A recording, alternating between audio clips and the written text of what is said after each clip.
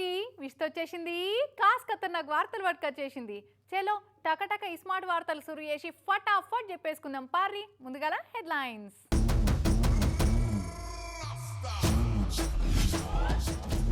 లీడర్ల కాన్వాయిల కార్లు cut. Modi sir పొదుపు మంత్రం సూపర్ హిట్. మళ్ళా పుట్టింది ఐబొమ్మ. పైరసీ ఆడియన్స్ కు పండుగేనమ్మా. టవర్ ఎక్కి భర్తను చేయమన్నది విడుదల. ప్రేమ కోసం ప్రాణమైన ఇస్తాన్ని చూయించింది చెల్ల. ఇంటర్ పరీక్ష రాసిన దేవ్జీ అన్న. System మారలేదని syllabus చదువుతుండన్న. ఓ తమ్మి షాయ కోపు నిండదేకు సరేనా? ఇప్పటి నుంచి సగమే పట్టుకరా. అట్లనే బిస్కెట్లు 4 దేకు.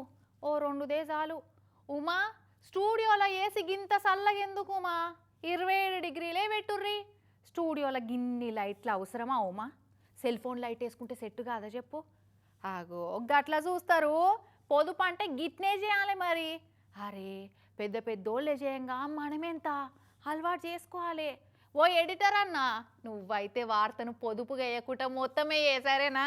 దేవుడు శాసించాడు, ఈ అరుణాచలం పాటించాడు అని అరుణాచలం సినిమాల రజనీకాంత్ సారు డైలాగ్ ఉంటది కదా, సేమ్ అట్లనే మోడీ సారు శాసించాడు, మేం పాటిస్తున్నాం అని అంటున్నారు ఎన్డీఏ కూటమి లీడర్లు. ఇంధనం వాడకాన్ని తగ్గిరి అని మోడీ సార్ ఇట్లా చెప్పిండో లేదో అంతే. ఇక ఏళ్ళు చూపితే కొండవైకినట్టు సీఎంలు మంత్రులు అందరూ కాన్వాయిల కార్లను తగ్గించారు. ఇక ఏ పనైనా ముందుగాలు మనం చేసి అవతలలోకి చెప్పాలని ప్రతిపక్ష పోళ్లతోటి మాట అనిపించుకోకుండా ప్రధాని మోడీ సార్ కూడా కాన్వాయిలకు వెళ్ళి 14 కార్లు ఉంటే ఢిల్లీలో తిరిగేటప్పుడు 2 కార్లలో పోతున్నాడు. ఇప్పుడు ప్రధాని సారే 14 కార్లకి వెళ్ళి 12 పక్కకు పెట్టంగా మనం పక్కకు పెట్టకుండా మంచిగా ఉండదు కదా అని హోంమంత్రి అమిత్ షా సార్ కూడా కాన్వాయ్లకు వెళ్ళి 3 కార్లు వాడుతున్నాడు. ఇక రక్షణ మంత్రి రాజ్నాథ్ సార్ కూడా 11 కార్ల కాన్వాయ్ ఉంటే సార్ ఇప్పుడు 4 కార్ల కాన్వాయ్ తోటే తిరుగుతున్నాడు. ఇక ఏపీ సీఎం చంద్రబాబు సార్ అయితే ఈ పరిస్థితి నాకు ముందే తెలుసు, వర్క్ ఫ్రం హోమ్ వస్తుందని నేను ఎప్పుడో చెప్పినా, ఇప్పుడు చూడు అదే నడుస్తున్నది. రేపటి రోజులలో కూడా ఇంట్లో కూర్చొని పైసలు సంపాదించే పరిస్థితి కూడా వస్తుందని చెప్పుకొచ్చే సారు. నేను ఇప్పుడు చెప్పడం కాదు, వర్క్ ఫ్రం హోమ్ అనేది ఇట్ ఈస్ ద రియాలిటీ. భవిష్యత్తులో కూడా వర్క్ ఫ్రం హోమ్ వస్తుంది. ఇంట్లో కూర్చొని ప్రపంచం మొత్తం పనిచేసే శక్తి వస్తుంది. డబ్బులు సంపాదించే అవకాశాలు వస్తాయి. అంతేకాదు కార్ల కాన్వాయ్ కూడా తగ్గిస్తా అన్నాడు. దుబారా ఖర్చు తగ్గించాలి. చాలా మంది ఒక కాన్వాయ్ ఒక ప్యాషన్ అయిపోయింది. 10 వెహికల్స్ వెనకాల ఫాలో కావడం, సెక్యూరిటీ మీనింగ్ఫుల్ గా ఉండాలి. అలాంటివన్నీ తగ్గించాలి. ఇక బాబు సారే కాదు, కేంద్ర మంత్రులు అందరిగా ఇదే తవ్వాలని నడుస్తున్నారు. పెద్ద పెద్ద సార్లు ఎట్లా చేస్తుంటే మనం ఎక్కువ కార్లలో తిరిగితే తప్పుల పడతాం అనుకున్నారో, లేదంటే ప్రధాని సారి మాటను పెడచెవిన పెట్టినట్టు అవుతుంది అనుకున్న భయానికో భక్తికో ఏమో గానీ బీజేపీ పాలిత రాష్ట్రాల సీఎంలు అందరూ కూడా కాన్వాయ్ల కార్ల సైజును తగ్గించుకున్నారు. గుజరాత్ సీఎం 5 కార్లు, రాజస్థాన్ సీఎం భజన్ లాల్ శర్మ 5 కార్లు, ఛత్తీస్గఢ్ సీఎం కూడా అంతే. ఇక ఈసారి అయితే ఈవీ కార్లే కొంటామని చెప్తున్నాడు. टारगेट में कटौती की है ఇక బెంగాల్ సీఎం సువేందు సార్ కూడా కాన్వాయ్ల కార్లను కట్ చేసిన అని చెప్పుకొచ్చే. আমি অন্য এলাকার উন্নয়নের সাথে সাথে নন্দীগ্রামে দেওয়া আমার কথাও আমি কার্যকর করব এবং নন্দীগ্রামের মানুষ. ఇక ఢిల్లీ సర్కార్ల మంత్రి కపిల్ మిశ్రా సార్ అయితే ఏకంగా మెట్రోలో పోయి సార్కు నన్ను మించిన శిష్యుడు లేడనిపించాడు. ఇక మధ్యప్రదేశ్ హైకోర్టు జడ్జి సార్ అయితే ప్రధాని సార్ మాటను తీసుకోవద్దని కారును కూడా పక్కకు పెట్టి సైకిల్ దొక్కుకుంటా కోర్టుకు హాజరైండు. ఇట్లా కాన్వాయ్లే కదట, షాయలో బిస్కెట్ల కాడ నుంచి అన్నింటినీ పొదుపు చేయాలని అంటున్నారు సర్కారోళ్ళు. ప్రధాని సార్ చెప్పిండు పొదుపు చేయమన్నాడు కదా అని 2 దోశలు తినే కాడ 1 దోశనే తిని, గ్యాస్ను ఆదా చేద్దామని 3 పూటలు తినే కాడ 1 పూటనే తిని అతి పొదుపు పాటిస్తారా అంటే కడుపే గ్యాస్ స్టేషన్ అవుతుంది. చూసుకోరు మళ్ళా.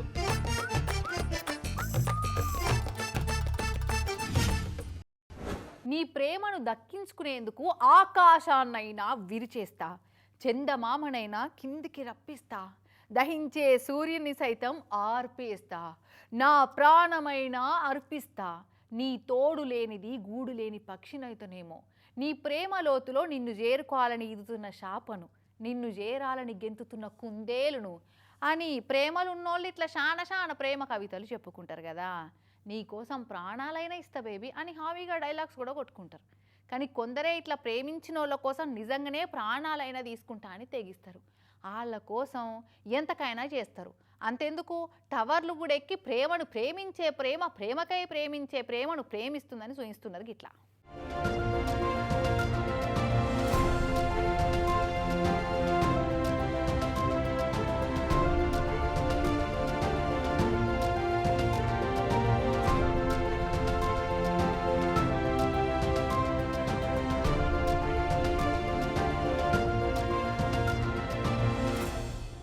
ప్రేమను గెలిపించుకునే తందుకు టవర్ ఎక్కింది చూడురి. జైలున్న నా భర్తను ఇడిచిపెట్టాలని ఏకంగా పోలీస్ కమిషనరేట్ ఆఫీసులో ఉన్న టవరే ఎక్కింది ఈ షెల్లె. యూపీలున్న కాన్పూర్ కాడైంది ఈ ప్రేమ కహాని. ఈ షెల్లె ఒక పిల్లగాని ప్రేమించిందట. అయితే ఆయననే పెళ్లి చేసుకుంటా అని చెప్తే అన్ని ప్రేమ కథల లెక్కనే వీళ్ళ ప్రేమ కథకు కూడా పెద్దోళ్ళు అడ్డం పడ్డారు. వాడిని పెళ్లి చేసుకుంటే మీకు మేము అవయలమే కాదనుకుంటామని బెదిరించారట. ఇక ఈ పెద్దోళ్ళు మనల్ని కలిసి ఉండనియారని ఆయనతో ఇద్దరు పారిపోయి గుళ్ళే పెళ్లి చేసుకున్నారట. అయితే మా బిడ్డను కిడ్నాప్ చేసి పెళ్లి చేసుకున్నాడు, ఆమె మైనరు అని వీళ్ళ అమ్మ అల్లుని మీద పోక్సో కేసు పెట్టిందట నీరుడు. ఇక పోలీసు వాళ్ళు ఉండే నిందితుడు వారిపోయిండు, త్వరలోనే దొరకబట్టి లోపటేస్తాం, చట్టం ముందు అందరూ సమానమే అని నిరూపిస్తామని రొటీన్ డైలాగులు కొట్టకుండా తీసుకొచ్చి లోపటేసిరు. పాపం నిరుటి నుంచి ఆ పిల్లగాడు జైలునే ఉంటున్నాడట. ఇవాళ పేసి ఉంటే పిల్లగాడిని జైలుకి వెళ్ళి బయటకు తీసుకొచ్చిరట.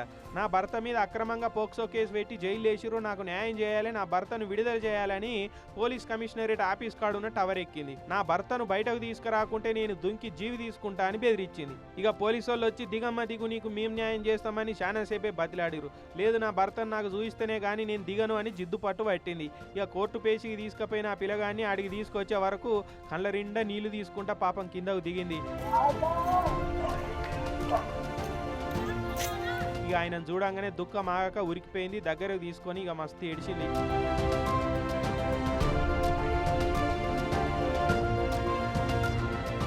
బేడీలతో ఉన్న ఆ పిల్లగాడు కూడా భార్యను చూసి ఇక మస్తు ఏడ్చిండు. జరసేపు ఇక అచ్చం సినిమాల సీన్ అయినట్టే అయిందనుకో రాదురి. వీళ్ళిద్దరు ఏడుపులు ఒకరి కోసం ఒకరు దండాడుతున్న తీరు చూసి పోలీసు వాళ్ళకి అయ్యో పాపం అనిపించిందట. కానీ ఏం చేస్తారు, చట్టం అట్లుండే.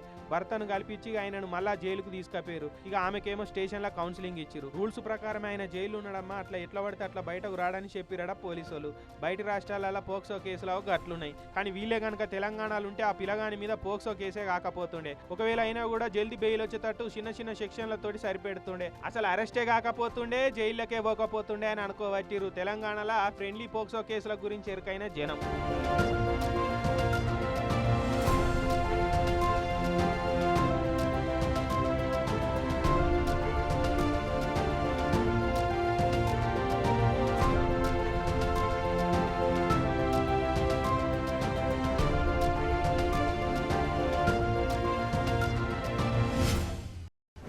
చదువుకు వయసుతోటి సంబంధం లేదంటారు. 10వ తరగతి అన్న చదువు ఉండాలని 90 ఏళ్ల వయసులో కూడా 10వ తరగతి చదివి పాస్ అయిన వాళ్ళు ఉన్నారు లోకం మీద. కొందరికి పేరు కింద శాంతాడంత డిగ్రీలున్నా ఇంకా ఇంకా కోర్సులు చదువుతూనే ఉంటారు. ఈ చదువులు అయ్యి మనతోటి కాదనుకునేటోళ్ళేమో సైడ్ అయిపోతారు. కానీ చదువు విలువ తెలిసిన వాళ్ళేమో ఎక్కడ ఆగిందో అక్కడి నుంచే మళ్ళీ మొదలు పెట్టాలని చూస్తుంటారు. గీతీర్లా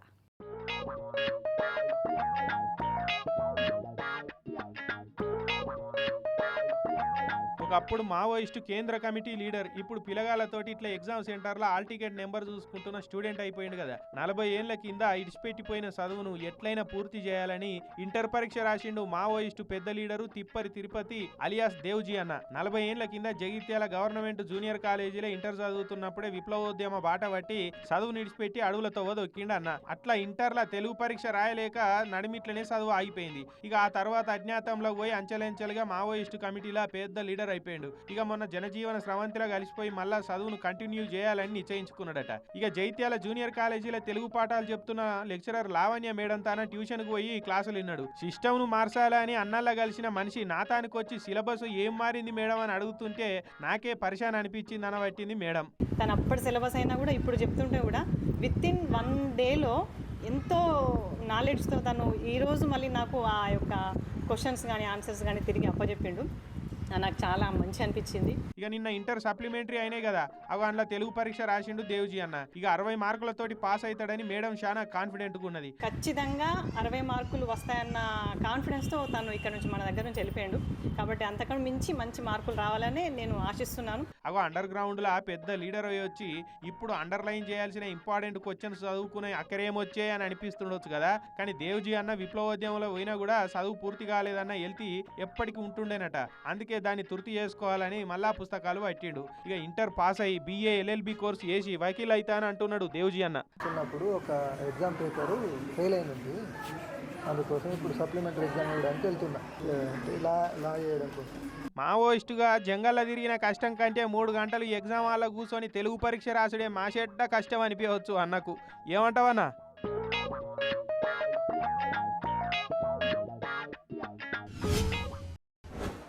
10 మందికి బువ్వ కూరలోండి 100 మందిని పిలిచి దావతిస్తా అన్నట్టు అయిపోయింది కదా కొన్ని జాగల్ల డబల్ బెడ్రూమ్ ఇళ్ళ పరిస్థితి. కట్టినిండ్లు 100 ఉంటే మాకు ఇల్లు వస్తుందన్న ఆశున్నోళ్ళు 1000 మంది ఉన్నారు. అందరికి ఇచ్చుడు వీలు కాదని అధికారులు లక్కీ డ్రాలు తీసి చిట్టిల పేరు వెళ్ళినోళ్లకు ఇంటి పట్ట అప్పచెప్తుర్రు. ఇల్లు రానోళ్ళు ఎత్తి 7 దోషుల మన్నెత్తి పోస్తున్నారు.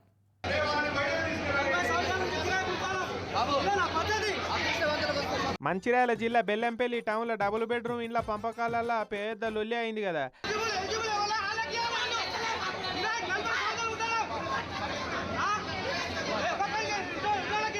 నిన్న బెల్లంపల్లిలో 108 డబుల్ బెడ్రూమ్ ఇండ్లకు లక్కీ డ్రా తీసిరు అధికారులు. ఇక ఆ లక్కీ డ్రాల ఇండ్లు రానోళ్ళు ఇరుగా శాపనార్థాలు పెట్టుకుంటా ఎత్తి 7 దోషుల మన్ను పోసిరు. ఈ అక్క 10వ వార్డులు ఉంటుందట. కిరాయి గట్టలేకో సాగు చేస్తున్నాం, మస్తు గోసలు పడుతున్నాం, సర్కారు ఇల్లు వస్తుందని కోటి దేవులకు మొక్కినా కానీ ఇప్పుడు అధికారులు ఉన్నోళ్ళకే ఇల్లు ఇస్తున్నారు. మాసోటి బీదల నోట్ల మనుగొడుతున్నారు. మాకేం న్యాయం అయితే లేదనుకుంటా గొడగొట్ట ఏడవ పట్టింది పాపం. మాకు ఇల్లు లేదు, ఏం లేదు, సామాన్యులు అన్నారు, సామాన్యులకు లేదు, ఏం లేదు, సామాన్యులకు న్యాయమే చేస్తలేరు. అసలు ఉన్నోళ్ళకే డ్రా తీసిండ్రు, ఉన్నోళ్ళకే చేసిండ్రు, లేనోళ్ళకి అసలు రాలేదు. అసలు ఈ అన్న చూడురి 40 ఏళ్ళ నుంచి కిరాయి ఇంట్లో ఉంటున్నాం, మాకు ఇల్లు రాదా, మేము అర్హులం కాదా అనుకుంటా స్టేజ్ మీద ఉన్న సబ్ కలెక్టర్ ఎంఆర్ఓను నిలదీసిరు.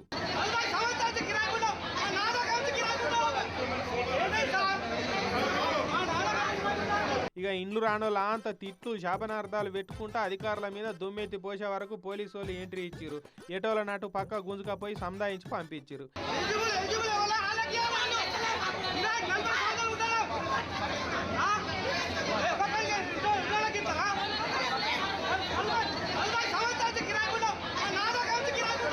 ఇక ఒకరికి వచ్చి ఇంకోళ్ళకి రాకుంటే ఆ బాధ ఎట్లుంటది మరి. ఇక కట్టినేమో తక్కువ ఇండ్లా కావాలనుకున్న వాళ్ళేమో ఎక్కువైపోయాయి. ఐబొమ్మ కమ్ముకుంటున్న ఈ కారు చీకట్లు, ఈ పోలీసోళ్ళు నీ సైటును ఏదో చేశాయని విర్రవీగుతున్నాయి. నువ్వు కొట్టిన చావని పామువని వాళ్ళకు తెలియదు. మొన్న నువ్వు అస్తమించొచ్చుగాక, కానీ ఏదో ఒక రోజు ఫోన్ల పైరసీ సినిమా చూయించేందుకు బ్యాన్ చేసిన డొమైన్ను చీల్చుకుంటా మళ్ళీ పుడతావురా ఐబొమ్మ, మళ్ళీ పుడతావు అన్నట్టే ఐబొమ్మ ఆన్లైన్లో మళ్ళొచ్చిందోళ్ళా. నీకెందుకింత సంబరం అనుకునేరు గిట్ట. మన యూత్ పిల్లగాళ్ళు మస్తు సంబరపడుతున్నారు ఈ తీర్లా. పోలీసు వాళ్ళు వేసిన బ్యాన్ను చీల్చుకుంటా ఐబొమ్మ అలియాస్ బప్పం టీవీ మళ్ళా వచ్చింది కదా. ఏందన్నా గ్యాప్ ఇచ్చినావని అడుగుతలేదు, గ్యాప్ వచ్చిందని రీఎంట్రీ ఇచ్చింది. ఐబొమ్మ సైట్ను నడిపిస్తున్న రవిని పట్టుకోగానే ఇక పైరసీకి శుభం కార్డు పడ్డట్టే ఫీల్ అయ్యారు సినిమాలు కూడా. టికెట్ రేట్లు పెంచుకొని ఫ్యాన్స్ జేబులకు శీద్రం పెట్టి పైసల కలెక్షన్ గుమ్ముకోవచ్చన్నంత ఖుషి అయ్యారు. కానీ వాళ్ళ ఖుషి సినిమా షురువయ్యే ముంగట నా పేరు ముఖేష్ అని యాడొచ్చినంత సేపన్నా కూడా ఉండలే. ఐబొమ్మ బప్పం టీవీ మళ్ళా ఫుల్ కొత్త సినిమాల లోడు తోటి దిగింది ఆన్లైన్లో. పెద్ద హీరోలు కొత్త సినిమాలు తీయలేక పాత సినిమాలనే రిలీజుల పేరుతోటి పరద ముంగట మంగళారతులు పట్టుకొని ఎగురురు అని ఫ్యాన్స్ మీద కిడుస్తున్నారు కదా. గట్లనే జైలుకి వెళ్ళి బెయిల్ మీద రిలీజ్ అయిన ఐబొమ్మ రవి ఐబొమ్మ అలియాస్ బప్పను మళ్ళేమన్నా రిలీజ్ చేసిండా ఎట్లా అని కూడా పోలీసు వాళ్ళు అనుమానం పడుతున్నారట. మరి ఆయన కాకుండా ఐబొమ్మను ఇంకెవడు రిలీజ్ చేసిండు, ఏడికెళ్ళి నడిపిస్తున్నాడు, దీని వెనక కథ, స్క్రీన్ ప్లే, దర్శకత్వ పర్యవేక్షణ ఎవరిది అని పోలీసు వాళ్ళు మొత్తం ఆరాధిస్తున్నారట. కానీ ఫోన్లల్లా పైరసీ సినిమా చూసి ఆడియన్స్ మాత్రం మీరు ఏమైనా చేసుకోరి, మాకు మాత్రం ఫ్రీగా సినిమాలు చూయించురని కామెంట్లు చేయవచ్చిర్రు నెటిజన్ ప్రేక్షకులు. అత్యాశ గలమ్మ దోషం ఎరగదు, పూట కుల్లమ్మ పుణ్యం ఎరగదని వెనకటికో శాస్త్రం ఉన్నది. గసొంటి పని చేసిండు ఒక bank manager. Lucky Bhaskar cinema చూసిన రానోళ్ళ అందులో హీరో లెక్కనే లక్కీ చాంప్ అయిపోదాం అనుకున్నాడో ఏమో మరి. బ్యాంకుకు మేనేజర్ని చేస్తే పందికొక్కు లెక్క బ్యాంకుకు కన్నబెట్టి పైసలు బుక్కిండు. ఇప్పుడు జైల్లో షిప్పకూడు తినే అదృష్టాన్ని నోసుకున్నాడు. నమ్మినాన పోస్తే పుచ్చి పుర్రలైనట్టు బ్యాంకుల పైసలు భద్రంగా ఉంటాయని కష్టపడ్డ సోములని తీసుకుపోయి బ్యాంకులలో పెడితే చెదపురుగులు తిన్నట్టు బ్యాంకులలో పనిచేసేటోళ్ళే కస్టమర్ల పైసలు నంచుక తింటున్నారు. సర్కారు ప్రైవేటు బ్యాంకులని తేడా ఏముంటలేదు, చాలా మంది గంటకే మోపైర్రు. మెదక్ టౌన్లో ఉన్న ఆదర్శ కోఆపరేటివ్ అర్బన్ బ్యాంకు బ్రాంచ్ల మేనేజర్ కోలు వెలుగబెడుతున్న యాదవ్ అని లాంటి చూడు ఏం కథ చేసిండు. బ్యాంకుకే కన్నం పెట్టి ఏం తక్కువ 2 కోట్లు దోషిండు. భార్య, చుట్టాలు, దోస్తుల పాన్ కార్డులు, ఆధార్ కార్డులతోటి 16 దొంగ ఖాతాలు తెరిచిండు. 1,49,00,000 లూటీ చేసిండు. అది కూడా ఎట్లా అనుకున్నారు, గోల్డ్ లోన్ పేరు మీద. బంగారు నగలు కుదబెట్టే లోన్ కాదు, 1 గ్రామ్ గోల్డ్ ఉంటుంది కదా, గదే రోల్డ్ గోల్డ్ నగలు అంటారు చూడురి. అగో వాటిని బ్యాంకులో ఒరిజినల్ బంగారు నగలు లెక్కనే కుదబెట్టి 1,49,00,000 ఆ బుక్క పెట్టిండు. గన్ని పైసలు ఏం చేసిండో అంటే, ఇల్లు కట్టిండా పెళ్లి చేసిండా అంటే లేదు, బెట్టింగులు వేసిండట. అయ్యో మోతవరి బెట్టింగులు వేసి బాగుపడ్డాడు ఎవడన్నా ఉన్నాడా? కానీ సిపాయి మంచి బ్యాంకు మేనేజర్ కొలువు చేసుకుంటా బెట్టింగులు వేసి ఉన్న పైసలన్నీ ఊడప చేసుకున్నాడు. ఇక జీతం పైసలు చాలలే, ఇక ఇట్లా పందికోక ఐడియా వేసిండు. దొంగ ఖాతాలు తెరిచి రోల్డ్ గోల్డ్ పెట్టి అప్పుడు ఇంత అని 1,50,00,000 లూటీ చేసిండు. అబ్బో ఈ మేనేజర్ అనిలు లీలలు ఈడికే ఓడవలే. ఏటీఎంలలో పైసలు నింపుతారు కదా, అగో ఆ పైసలకి వెళ్ళి కూడా ఏం తక్కువ 32 లక్షలు కొట్టేసిండట. అట్లా మొత్తం 1,80,00,000 బ్యాంకును ముంచిండు. ఇక ఒక్కడే ఇదంతా ఎట్లా చేస్తాడని మీకు అనిపిస్తుండొచ్చు. అవును, ఆ బంగారం విలువ బట్టి అప్రైజర్ కూడా ఉంటాడు కదా, అగో ఆయన కూడా మేనేజర్ తోటి కూడా వాళ్ళకొని ఇదంతా నడిపించారట. 1 గ్రామ్ గోల్డ్ లోన్స్ వాళ్ళ వైఫ్ పేరు మీద, వాళ్ళ ఫ్రెండ్స్ పేరు మీద, అదేవిధంగా వాళ్ళకి తెలిసిన నైబర్స్ వాళ్ళందరి పేర్ల మీద దాదాపు 16 గోల్డ్ లోన్ అకౌంట్లు, ఒక స్పూరియస్ గోల్డ్ పెట్టి 1 గ్రామ్ గోల్డ్ పెట్టి ఈ లోన్స్ అన్ని తీసుకోవడం జరిగింది. దాదాపు 1.8 crores చీటింగ్ చేశాడు. మరి ఇసొంటి దాస్తే దాగుతాయి. భాగవతం బయట పడంగానే బ్యాంకు సీఈఓ పోలీస్ స్టేషన్లో ఫిర్యాదు ఇచ్చిండు. అనిల్ గారేమో పరారైరాట. ఇప్పుడు ఇక భార్య దొరికితే ఆమెను అప్రైజర్ను లోపటేసిరు. అయితే ఈ మోతేవారికి ఇదేం కొత్త కాదట. అంతకుముందు ఏపీజీవీజీ బ్యాంకులో పనిచేసినప్పుడు కూడా ఇట్లనే పోలవరం నిర్వాసితులకు పరిహారం పైసలు వస్తే అందులోకెళ్ళి 11 లక్షలు సొంతానికి వాడక తిన్నాడట. ఇక అది బయటపడి మళ్ళీ జైల్లో శిపకుడు కూడా తినొచ్చిండట.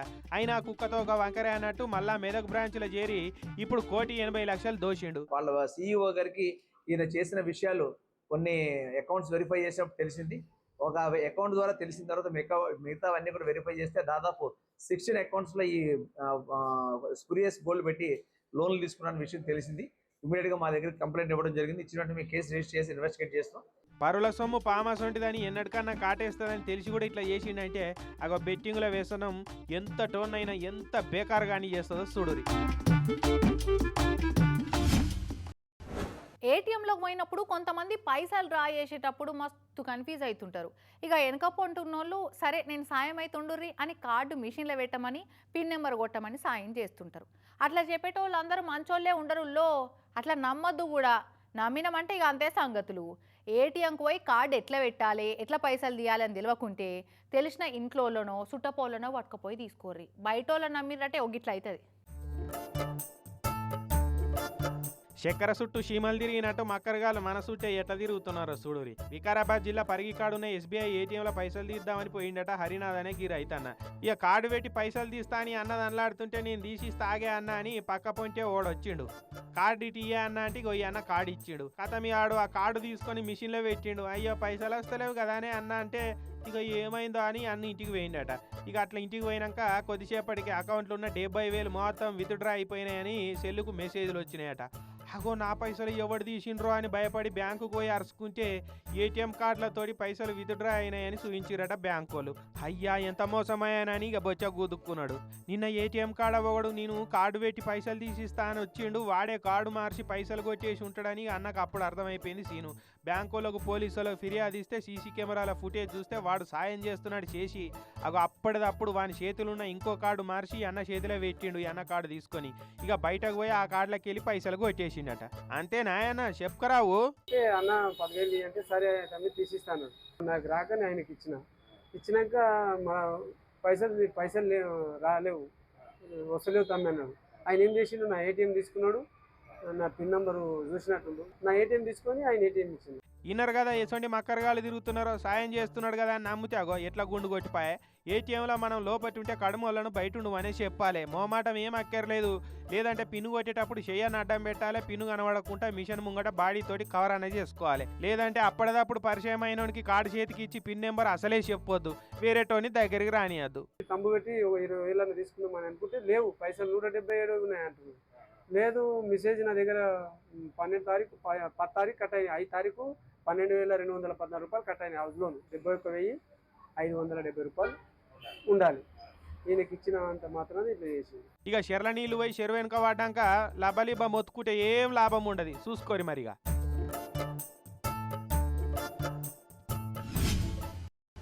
ఇవి స్మార్ట్ వార్తలు. రేపు మళ్ళీ కలుద్దాం. అప్పటివరకు ఏం చేస్తారు? చూస్తూనే ఉండుర్రి TV9.